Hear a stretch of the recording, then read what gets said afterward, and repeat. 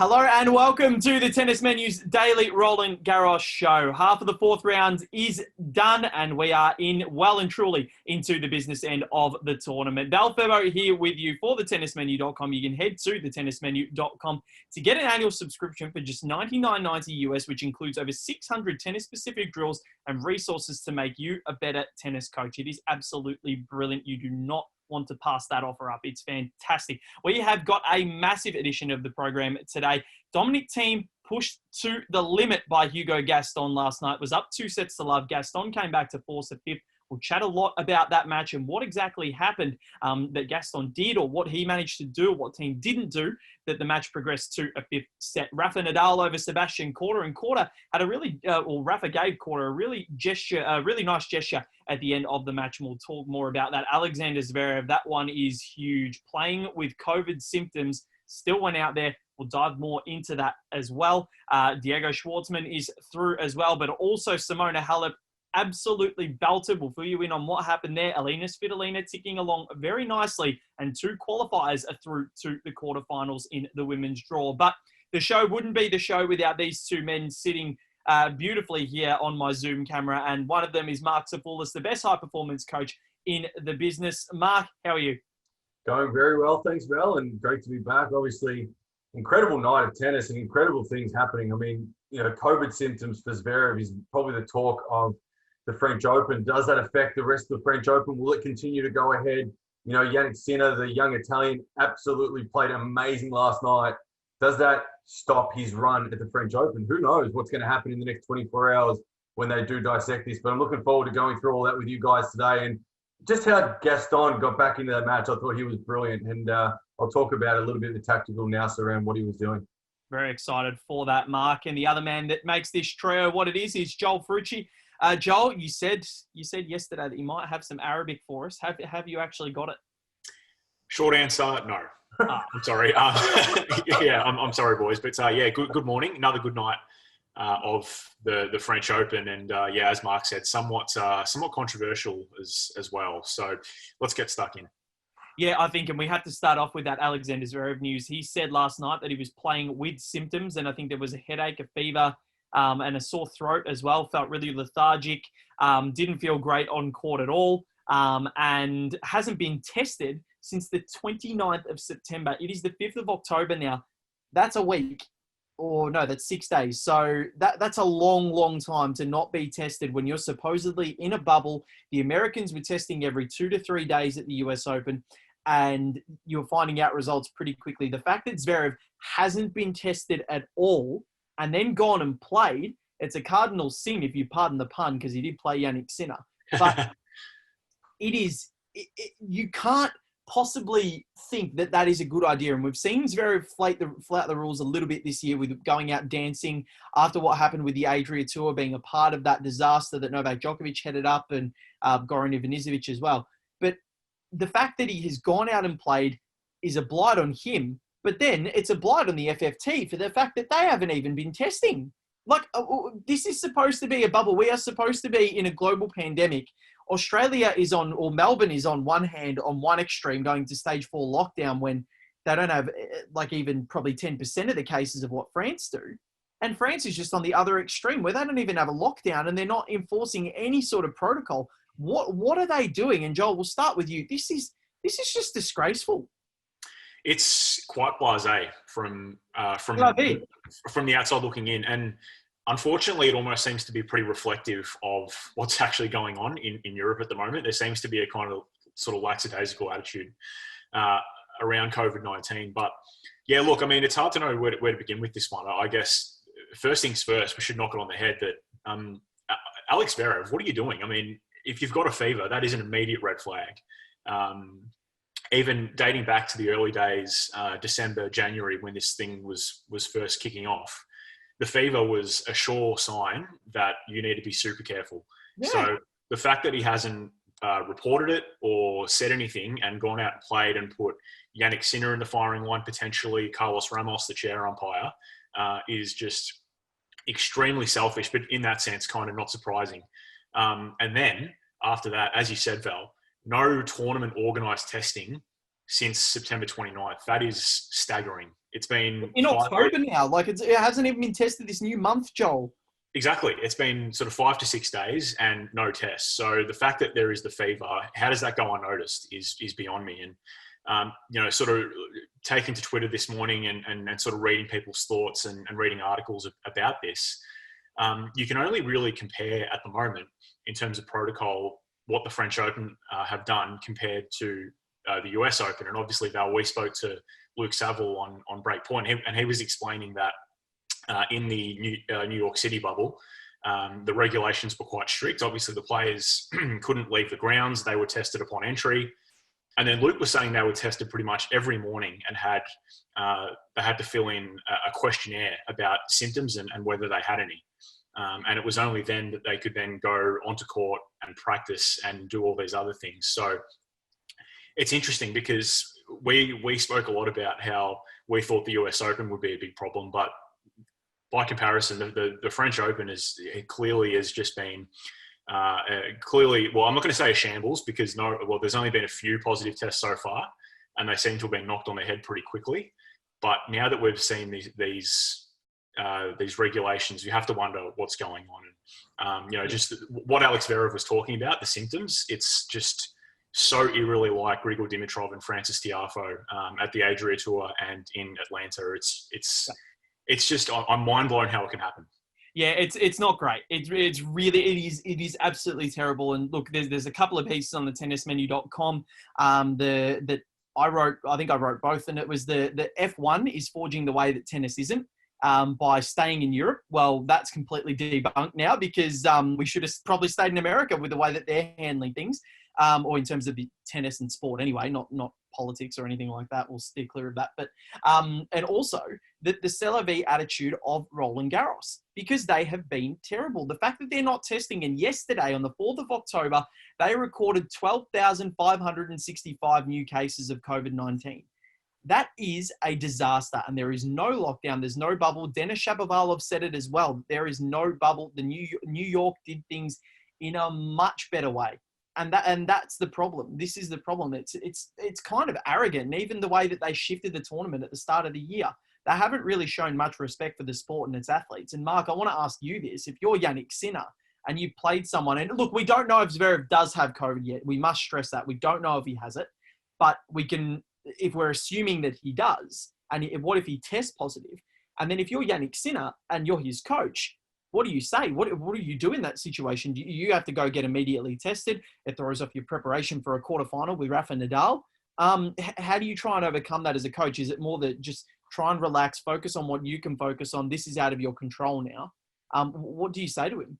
Yeah, pretty much exactly what you said. I think it's just important to stick to what you got to do in preparation, and obviously go and get yourself tested. Obviously, that's the first thing to ensure that you don't have the symptoms. But this is a massive, massive opportunity for Jannik Sinner. I mean, he's playing some great tennis. He's been phenomenal. It's probably his best result in a Grand Slam, which it is. And beating someone like Zverev at the 6th seed, incredible. Like, the last thing you want is to be flattened by something like this. And you want to be able to ride the highs, because there's not that many in this sport to be able to enjoy. And you got to ride the highs when they're there. And he's obviously in a great position. But where does that leave the tournament? If Zverev's been around the locker room, if he's been associated with other players, if they've shared equipment or whatever it might be, where does that leave if he is COVID positive? I mean, there's a lot in the air at the moment. But as a coach, I'd be just saying, look, let's just do what we can control, and let's get ourselves tested. Let's just train and get ready. And if it does come through that something's happened, then you've got to deal with it when it comes up. I mean, life is 10% what you dealt, 90% how you deal with it, really. So, I mean, that's at the end of the day, all you can do as a coach and a player. Yep, exactly right. And I love the insight there. And looking ahead, his draw doesn't get any easier either. Like Rafa Nadal on clay, you want to make sure that your preparation is pristine for that matchup. But I guess it's a wait and see situation with how Zverev actually tests, and is the tournament in jeopardy? That's the big question. If Zverev does test positive, Joel, what does that mean for the tournament? Because he's sharing a locker room with a lot of other players here. There's Rafa was there, Thiem was there, Schwartzman was there, Sonego was there, Hugo Gaston was there, Jannik Sinner there, and then Djokovic might have been there practicing, as have a lot of the other players probably in the top half of the draw.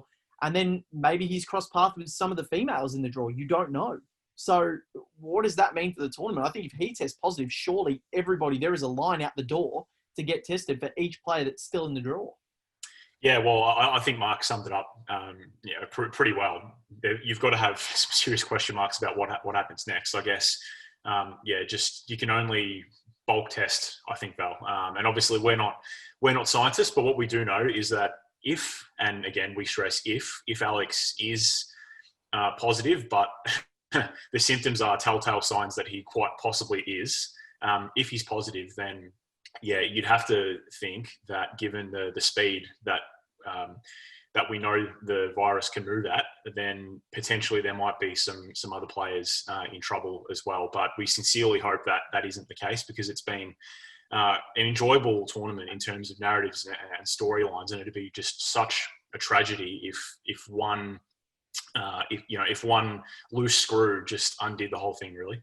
Yep. Well, speaking of narratives, Joel, Hugo Gaston pushed Dominic Thiem to the absolute limit last night, and Thiem looked like he was in control of this match and winning the first two sets 6-4, 6-4.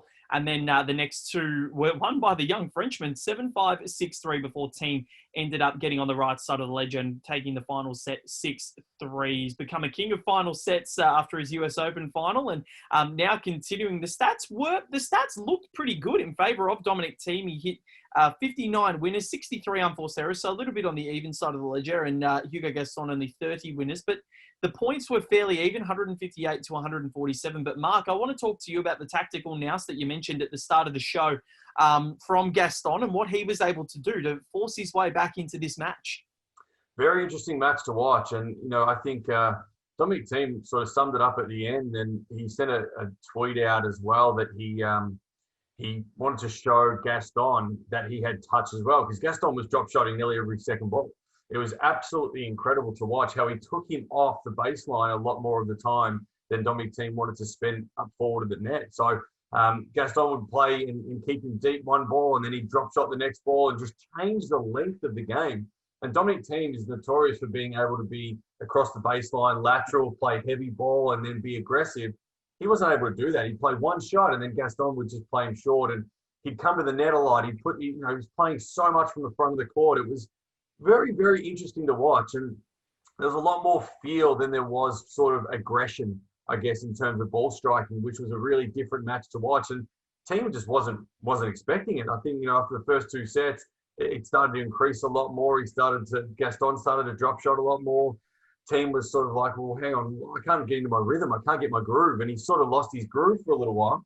And then obviously in that final set came back. But the interesting comments he made after the match, I thought was incredible in the press conference, talking about that he's cooked, basically, that he doesn't know how much more he's got to give, that Diego Schwartzman probably should be the one going favourite into the match. This is a really big moment. I think he's almost showing his cards a little bit, saying that, hey, the whole US Open, French Open thing has actually destroyed me, and I'm struggling. So, I mean, whether that's just to try and lessen the pressure a little bit moving forward, or what it might be, but it's definitely some telltale worrying signs when you're playing a 5-set match against someone that you probably shouldn't have spent 5 sets with, and then obviously starting to talk about being fatigued and being tired. It's an interesting one for Dominic Thiem.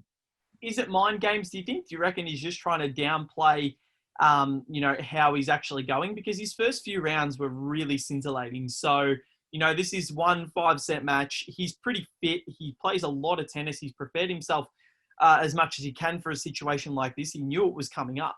But do you think that that's actually just him saying, okay, like Rafa did at the start of the tournament with the conditions, but all of a sudden Rafa has barely dropped a game? Yeah, it could be. I don't think Dominic Thiem's the kind of guy to try and be like that. I think he's pretty honest with the way he talks, and he's always been like that in his press conferences. He kind of just says it as it is, and I think there's definite relevance. He would be tired. There's no doubt about it. He was spent after that US Open, and then to be able to come back and now play on clay where the points have been a lot longer because of the slower conditions. There was a lot more points in the 9+ category and the 5 to 8 category than there should be. I think it was almost a 50-50 contest between 0 to 4 and 5+. And that makes it a very interesting match where the points are a lot longer. He was having to run a lot more because Gaston was drop shotting and then going over his head and moving him around and being a bit more crafty. So, he probably is a bit tired, but I mean, he's a superstar. And I think, we can't discount that. He's a great player. And if he recovers really well from this match, I think he's definitely going to be the favourite. Yep, I think so. And that's exactly right. I think against a guy like Diego Schwartzman, who he's played so many times before and been on the right side of the ledger, I think he'll be okay. But the stats were fairly even in the third and fourth sets, which is pretty unbelievable. In the fourth set itself, Gaston only hit 2 winners, but only 4 unforced errors. Thiem was 9 winners and 13 unforced errors. And Joel, just looking at the consistency from the young Frenchman, he seems to have the legs to be, and the clutch or the ability to play those clutch points, because to lose the fourth against Wawrinka, come back, win the 5th, 6th love, and then to be 2 sets to love down against the US Open champion and to force it to 5, this guy seems to have what it takes. Yeah, it's impressive. Hopefully, obviously we look at the French Open, and as we know, it's unique, and we're seeing a lot of young players, unseeded players, really come up and surprise us. And Hugo Gaston has been one of those. The interesting thing for me will be the next events that he plays. Sort of can he back it up? Even guys like Sebastian Korda that are coming up, Daniel Altmaier. After this event, can they really solidify their results in forthcoming events at the start of next year, and really sort of solidify themselves in that category of kind of the next, I guess, echelon of players that are kind of on the verge of breaking through? That's what I'll be looking for. Well, I think something that we'll be looking for is, Disney just predicted this, didn't they, when Beauty and the Beast came out, and the villain Gaston, they made up a whole song about him, and who knew we'd be singing it in tennis? Let's have a little snippet of that. No one's slick as Gaston, no one's quick as Gaston, no one's next as incredibly thick as Gaston, for there's no man in town half as manly. No man in town half as manly. There you go, Hugo Gaston. Yeah, well, he's got a thick neck, apparently, and he's going to be a Grand Slam champion. Let's see what happens. But we'll move on to the women's. Just the other men's results from last night. As we said, Diego Schwartzman threw over Lorenzo Sonego 6-1, 6-3, 6-4. Yannick Sinner over Alex Zverev 6-3, 6-3, 4-6, 6-3. Nadal over Sebastian Korda 6-1, 6-1, 6-2. And as we mentioned, Thiem over Gaston. Did anyone see what Nadal did for Sebastian Korda after the match last night? Korda asked him for an autograph. Nadal gave him one of his own shirts and said to my friend Sebastian, all the best for you in your future. Rafael Nadal, unbelievable. And I read that autograph in Rafa Nadal voice, and quite pleasurable. I do enjoy reading things in Rafa voice, but I'm no Elliot Loney in my impersonation. But the women's draw last night, well, Nadia Podoroska, the Argentinian qualifier, getting through over Barbara Krejcikova 2-6, 6-2, 6-3, continuing her run. She'll play fellow qualifier Martina Trevisan 6-4, 6-4 over Kiki Bertens. Lazarus is out. Marc, Hannibal Lecter gone. Alina Svitolina, big win over Caroline Garcia 6-1, 6-3. And Iga Swiatek, I think that's how you say it. Well, we thought Halep was unbeatable. She has been wiped, swept like that clay off the lines, off the court. It just purely unbelievable. And Marc, to come out and destroy a world number one like this is pretty scary. And what did you notice about the match, and what do you notice about the statistics that really stand out for you? Well, it's interesting because just literally did an interview for radio before we came on to this show, and they asked me the same question, and I just went, we've got a very similar player on our hands to an Ash Barty. She can be so creative. She was playing angles. She was playing drop shots. She was coming to the net. She was so adaptive and unpredictable, watching what she was able to do to Halep. Now, the angles she was creating, angles I haven't seen female players utilize at all. I mean, she was hitting heavy and wide. She was then coming forward. She was opening space up. She was taking away space, coming to the net. Incredible to watch a female athlete playing like that. And I love seeing it because it's showing us that the game is shifting a little bit on the female side, and it's not just all power. And we look at Ons Jabeur, we look at Swiatek, we look at, however you want to say her name, we look at Ash Barty. And I think if we can see what is happening in the game, and it doesn't matter if it's male or female, you have to have skills that are adaptive to different situations and environments. And if you've got that like she does in spades, you can beat players like Simona Halep. Now, we all thought Simona Halep was unbeatable right at this moment. And I think until last night she was. But, wow, what an incredible match to watch. And if anyone saw it, watch how she utilizes the space of the court in the way she did. Go onto the Roland Garros YouTube channel and see the highlights. The court space was just incredible. Yeah, it is literally, she was unstoppable last night. But listen to some of these stats, guys. She broke Halep 4 times in this match and had 14 opportunities. So she lost 10 of them. Halep didn't even have a breakpoint chance. She won 51% of her receiving points. Halep only won 24%. She hit 30 winners to 12 and only 20 unforced errors. And won 81% of her first serve points. Halep only won 53. She won 69% of her second serve points.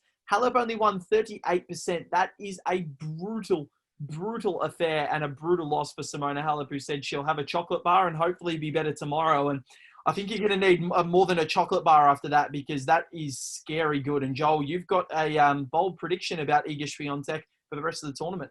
Yeah, I think she'll win.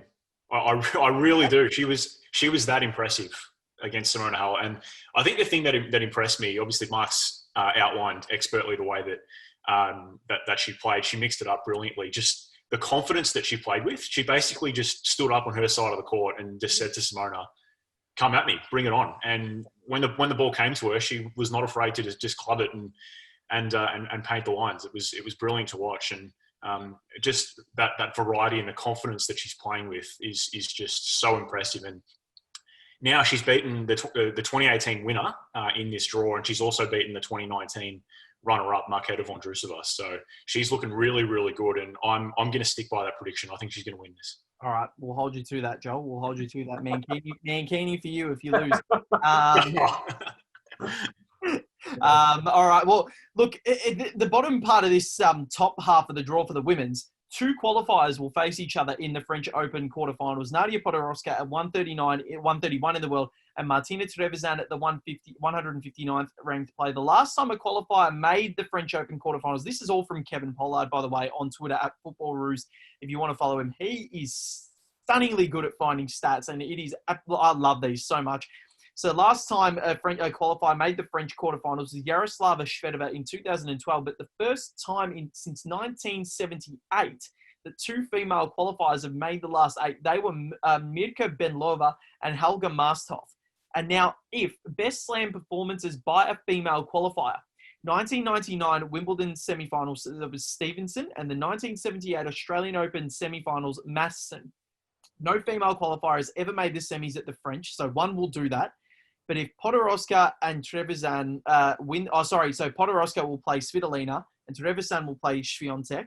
They win their quarterfinals.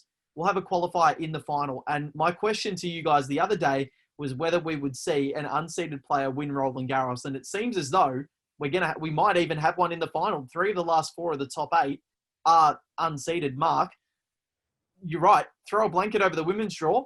Who emerges? Yeah, it's interesting because yesterday we touched on players that are outside that 100 or 200 mark or 300 mark. They're all capable. And this is the biggest thing about this game is that, you know, it could be opportunity, it could be finances, it could be something else that holds them back. But from a pure playing perspective, if we look at ball striking ability, gameplay, whatever you want to call it, it's the same, no different. You know, you look at someone like Pliskova, who goes out early and has been going out early in these tournaments, and world number 1 she's a really impressive player, but sometimes doesn't have the ability to go forward. Why? Maybe mentally, maybe fatigue, maybe whatever comes into play, pressure.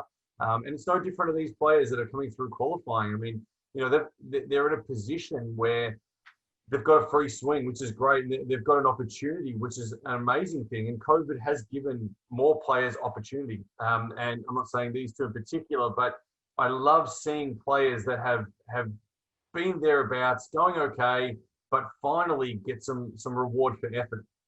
And I've coached a lot of players that sat around the 200, 300, 400 mark, and they are all capable. You know, never forget practicing the Australian Open a few years back, and a player I was working with, Dane Papoggia, practiced with Thomas Berdych prior to Berdych playing Roger Federer. And, you know, Berdych wanted us to warm him up as well right before the match, and he kept asking for us. And Dane was not only keeping up, but played a few points, and Dane was handling it no problem. Now, why is there a difference? It could be mentality, it could be the financial ability to pay for the ability to play for longer periods. It could be opportunity, it could be a lack of draws. You maybe get a couple of easy rounds early on, you get some confidence and momentum. You could play a player on a day they're not really ready, you get some momentum, you beat them, you keep going. So there's so many things that come into play, and awesome to see 2 qualifiers get right the way through. I think it's a great thing for tennis that this has happened. I know it's a challenging tournament. I know there's been a lot of it's had its challenges, but to see players get opportunity and to do what they're doing and to make more money than they've probably ever made in their life, I'm so happy for them, because this is a tough game, and well done to those 2 girls. And hopefully we do see an unseeded winner, because that would be really cherry on the top for me. It would be absolutely fantastic, and it'd be first since Jelena Ostapenko at the 2017 French Open edition as well. But tonight's matches, just as exciting. Petra Kvitova against Zhang Shuai. First up on Philippe Chatrier, Grigor Dimitrov and Stefanos Tsitsipas will take to the court immediately after that, which is a really exciting one. Both the one-handed backhand, which Marc is going to teach me, I reckon, and hopefully we'll get it going. But Novak Djokovic against Karen Khachanov, his first real test of this tournament, so we'll see what Karen can do, the big Russian, and Fiona Ferrer against Sofia Kenin. And then Martin Fucsovics on court, Suzanne Longlong to kick things off with Andrei Rublev, Ons Jabeur and Danielle Collins, then Pablo Carreño Busta and Daniel Altmaier, and on court Simon Mathieu, Laura Siegemund and Paula Badoza will take on each other at first up on court. So they're all the 4th round matches for tomorrow, or for tonight, I should say. Marc Sifoulis, thank you very much. It has been an absolute pleasure talking tennis with you again. Your insight is unparalleled, and that is why you are #better than Mouratoglou. No, just look, it's interesting. I'm just passionate about this sport, and hopefully we as a trio are really keeping people in the know of the game, because I think we need more people to love this sport like we do, and trying to ooze passion and get this across to so many people across the world. And hopefully you're enjoying the show. And the second week is well and truly on track, and let's see who takes it. It's going to be very interesting. Exactly right. And if you do want to ask us anything on the show, if you want to ask a coaching question to Marc, please comment on our posts on Facebook, The Tennis Menu, at Twitter, at The Tennis Menu, Instagram as well. Send us in some questions, because we do want to hear your thoughts on the tennis. And please ask us. We're more than happy to answer it. If you want to ask a news question to me or Joel as well, coaching question to Marc, whatever you want, ask us. The Tennis Menu on Facebook, Instagram, Twitter, and LinkedIn as well, or YouTube. Send us a comment on our page there. Joel Frucci, thank you very much. And remember, you got to find some other languages tomorrow. I'm a bit disappointed you've only gone English and Italian. Maybe Polish tomorrow. All right. Oh, there it is. All right, the Polish you can, and bring some Kransky as well if you want some. So you can. I know I will definitely take the opportunity to do that, I think. Yeah, I know you like your meat, so that will go very nicely. But it's been a great show. Thank you very much, Joel Frucci, Marc Sifoulis. Remember, thetennismenu.com and get an annual subscription for just $99.90 US, which includes over 600 tennis-specific drills and resources to make you a better tennis coach. And remember, you can download the Tennis Menu's training journal for just $19 US on thetennismenu.com. It's great. It's been put together by Marc so well, and you can download it there. It's a wonderful read, and it really helps you out a lot if you want to make yourself a better tennis coach or better tennis person as well, to understand the game. It's been Val Febo, Joel Frucci, Marc Sifoulis on Roland Garros Daily Show for The Tennis Menu. We'll catch you tomorrow.